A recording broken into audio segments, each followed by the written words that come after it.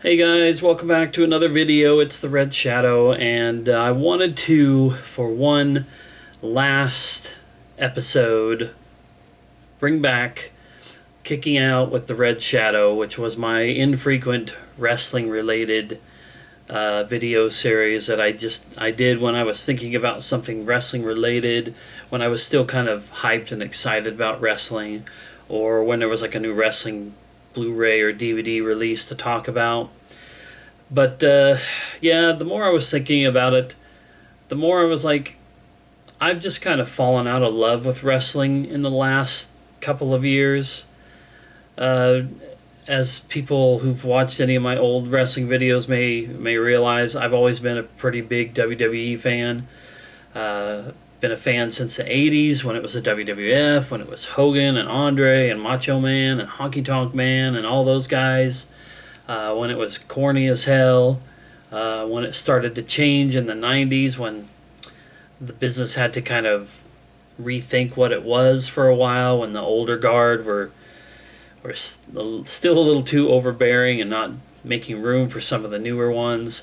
I did have a time in the 90s when I didn't watch it much. I kind of tailed off in like probably 90, 91, and then it was about 96 or 97 when I got back into it. That was when the Attitude Era exploded. You had the Stone Colds and the Rocks, and Undertaker became the like Ministry of Darkness version of him, and everything got really mature rated and edgy and attitude, and it was great because it grew up. It was like wrestling growing up with the fans that were kids and teens in the 80s who were growing up in the 90s, and clearing the way for it to be, in my opinion, taken a lot more seriously as an entertainment medium than it had been in the 80s, when people still thought that it was real, when people still thought that it was a legit sport.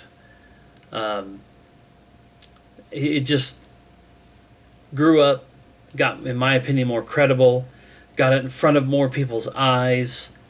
I think a lot more when you weren't just the guys with the big muscles and the oh yeah brothers and larger than life characters, and you started allowing actual wrestlers to get into the ring and perform their craft. That blew up in like the mid to late 90s when everything got huge. And obviously it didn't last super long. The business kind of ate itself in the early 2000s. WCW had won the war for 82 weeks or something like that, and then WWE topped the ratings on a Raw. I can't remember the time and the date.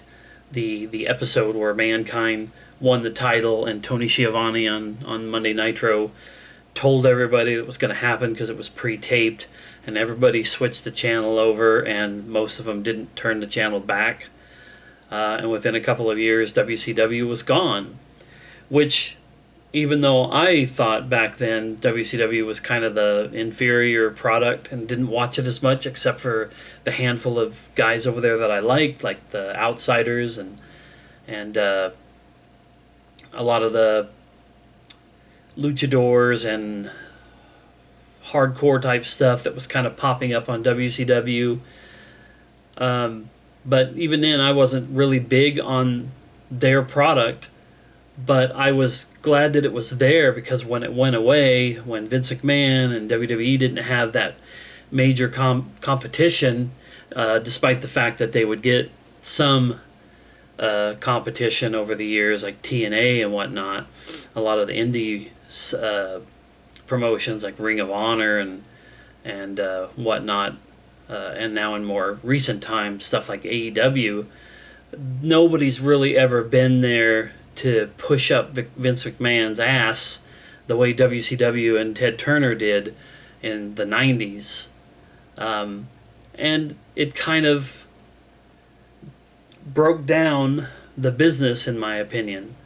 The element of surprise wasn't there. the element of trying to rise to your competition's, you know, levels so that you can compete with them, so that you pull people's eyes off of their product and onto yours. The ability to make people want to stay on your programming and not watch somebody else's, it was lost when there just wasn't that big presence like WCW. And I just watched WWE slowly but surely just sort of go downhill. They had great wrestlers, tons of people that I love to watch. CM Punk when he first came into the business, AJ Styles. Like, I was aware of AJ Styles from being on TNA. It was so awesome when he showed up in WWE a few years back. But, you know, of course, he was getting later in his years and still phenomenal. But there wasn't as many bit players, so to speak. The mid-carders and curtain jerkers and jobbers and you name it up and down the line, there wasn't as many of those guys on TV every week finding some way to entertain you and make you laugh as there were 20 years ago, 25 years ago. It just was a steady decline, and I still contend that the change from the TV 14 to the TV G or whatever it was, when they stopped having blood on screen, when they cut out the language, when they cut out the more risque stuff. Sure, it could be a little too much at times, but I think still having some element of that on the programming, making it more mature, making it more edgy, was a good thing. And turning around and trying to make it more family friendly again wasn't the way to go. I think it really shackled some of the performers. I believe Batista was one who stated that he kind of really had no place in that WWE. And a lot of guys, I think, were like that. They just couldn't be themselves when they were told that they couldn't talk this way and they couldn't act this way. And sure, there were a lot of performers who were very adaptable and were able to adapt to that new, way of running things, the way of doing programming. But I'm basically just kind of long-windedly saying that the product got stale, it got old, and nothing else has ever, in my opinion, has ever come close to matching the way the WWE was in like 96, 97 to probably about 2006, 2007. So about a good 8, 9, 10 year period when it was really, really cool. And it was like must-see TV, but it went away. The one thing in the last 10 to 15 years that has kept me in it was the DVD and Blu-ray releases. I was halfway tempted, if it wasn't so freaking late, I was halfway tempted to sit down in this video, since it was going to be my last Kicking Out with the Red Shadow video. I was going to show my entire collection of wrestling DVDs and Blu-rays, because I think that was something I said years ago I was going to do at some point, was I would just sit down in a video and cover all of that. It's too late, like I said, right now for me to go through something as elaborate as that, but at some point in the future I will still do it. But I kind of just wanted to sit down here and close the book on this particular series, because there just isn't anything in wrestling for me to talk about besides the DVDs and the Blu-rays being some way for me to be able to like reach into the past and pull it back for a while.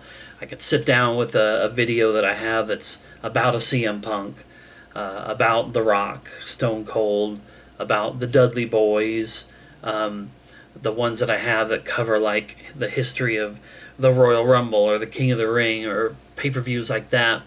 Those things are great, and they give me not only a lot of nostalgia for the past, but they're almost always loaded up with just a shit ton of great matches.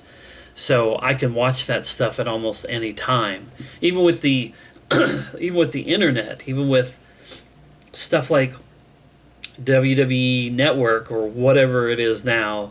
That's part of my issue right now is the network was cool to be able to watch pay-per-views and some older stuff, and now it's just like been turned into some other peacock thing.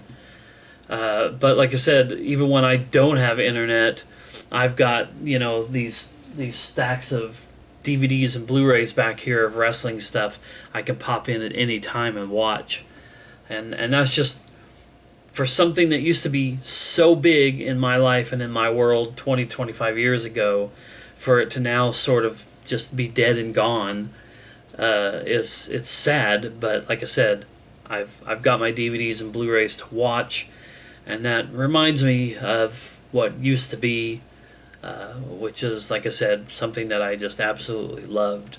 There was a time in my life when everything for me was games, movies, baseball, and wrestling. Now wrestling is kind of expired for me. Baseball is there, but because I can't watch baseball and haven't been able to for like 10 years, it's not as big of a thing that I'm into watching and looking up stuff about. Nowadays, it's all video games and movies and TV shows, because those are the things I can stay up with. And there's just so much more variety, and I get so much more choice. You know, that's one of the things I was going to talk about. It's like Vince McMahon has had his head up his ass for years. He doesn't know what he's doing.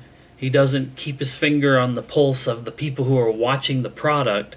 He tries to dictate what the people watching the product should like and not like, instead of listening to them when they say what's working for them and what's not.